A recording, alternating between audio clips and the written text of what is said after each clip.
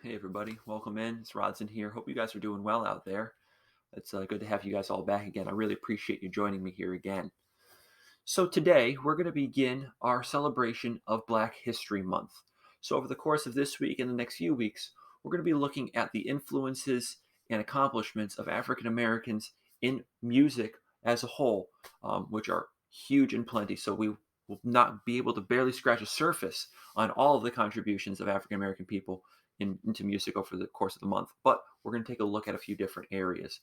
So let's first talk about what is Black History Month and where did it come from?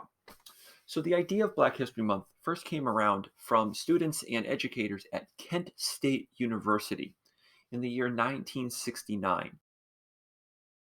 The following year, in 1970, Kent State University celebrated Black History Month with different observations around their campus from January into February of 1970. In 1976, President at the time of the United States, Gerald Ford, urged Americans to celebrate Black History Month during the bicentennial or the 200th birthday of the United States. However, Black History Month was not actually officially recognized until 1978 by President Jimmy Carter. Now, the United States is not the only country in the world to celebrate Black History Month. Actually, in 1987, the United Kingdom began celebrating Black History Month as well. In 1995, Canada began celebrating Black History Month as well.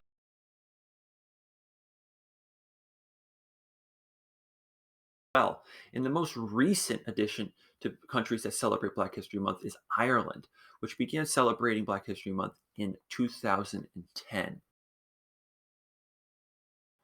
So now that we have a decent idea of what Black History Month is, we're going to begin our look into it by talking about a song that is probably the most important song to African American culture, which is, of course, Lift Every Voice and Sing. Now, if you're not familiar with this song, today will be great for you. And if you do know about this song, stick around because I think you're going to learn some interesting facts about it and the history of it and where it came from. So, Lift Every Voice and Sing was actually not always a song. It was originally written as a poem by the principal of the segregated school called the Stanton School in Jacksonville, Florida.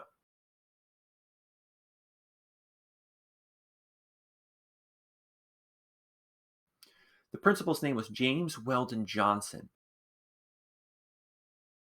and he wrote the poem as a bit of a welcome activity for a very important speaker that was going to be joining his school for the celebration of Abraham Lincoln's birthday on February 12th of the year 1900.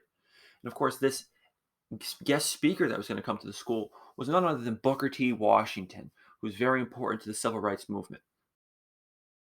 James Weldon Johnson, of course, the principal of the Stanton School, wrote the words for Lift Every Voice and Sing as a poem for 500 of his students to recite to welcome Mr. Booker T. Washington into the school for the celebration. Now, the poem, Lift Every Voice and Sing, did not actually get set to music for almost 2 years. It wasn't until November of 1901 when James Weldon Johnson sat down with his brother,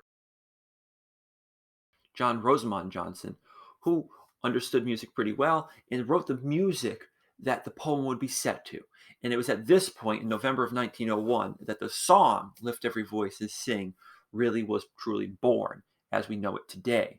The NAACP, which is short for the National Association for the Advancement of Colored People, adopted the song in 1919 as its African American national anthem.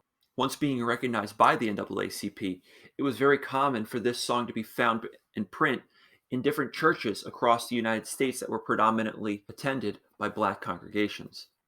This was especially true down in the South of the United States. In 1939, New York City was actually going to be host to what was called as the World's Fair, which used to be a huge, huge deal where countries would be able to show off their art, their technology on a world stage.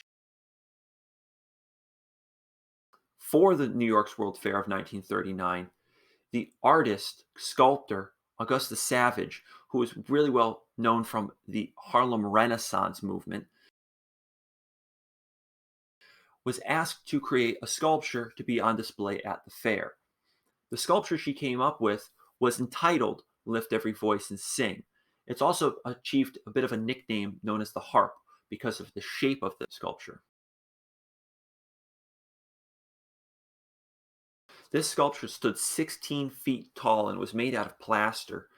Augustus Savage wanted it to be made out of bronze and actually move it after the fair was over so that it could be displayed somewhere else. But unfortunately, she did not have the money or the funding to get the bronze to cast the actual sculpture in bronze or any money to actually move the plaster sculpture when the fair was over. So unfortunately, this very important piece of artwork was actually bulldozed at the end of the fair when they were actually dismantling the other parts of the fair.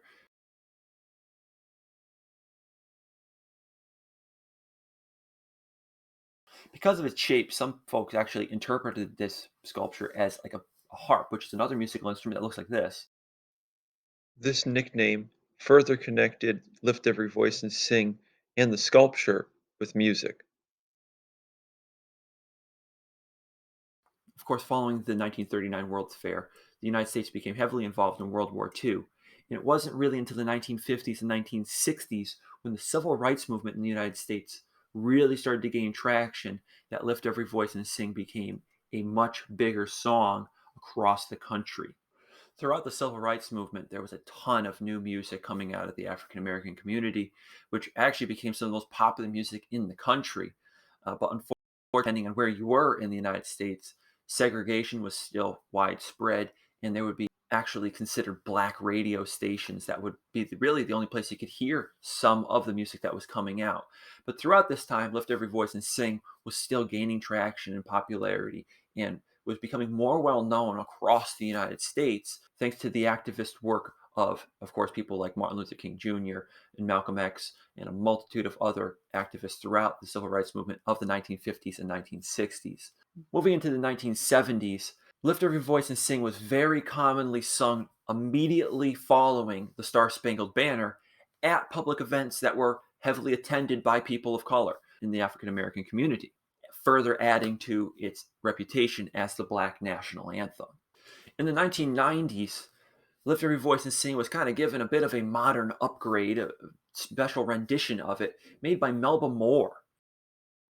Of course, on this song, Melba Moore did not actually do the song just by herself. She included a multitude of well known black singers of the time, including Anita Baker, Dionne Warwick, Bobby Brown, Stevie Wonder, Freddie Jackson, Stephanie Mills, Jeffrey Osborne, Howard Hewitt, BB and CeCe Winans, Take Six, and the Clark Sisters.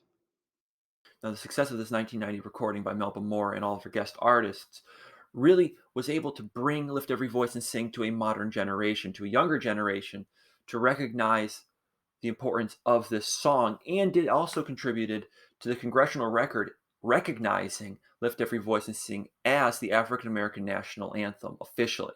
The author Maya Angelou also featured Lift Every Voice and Sing heavily in her very famous novel, I Know Why the Caged Bird Sings. When we get back together later on today, we're going to take a listen to this song rather than just talk about it. Stick around, there's going to be more coming up here in part two.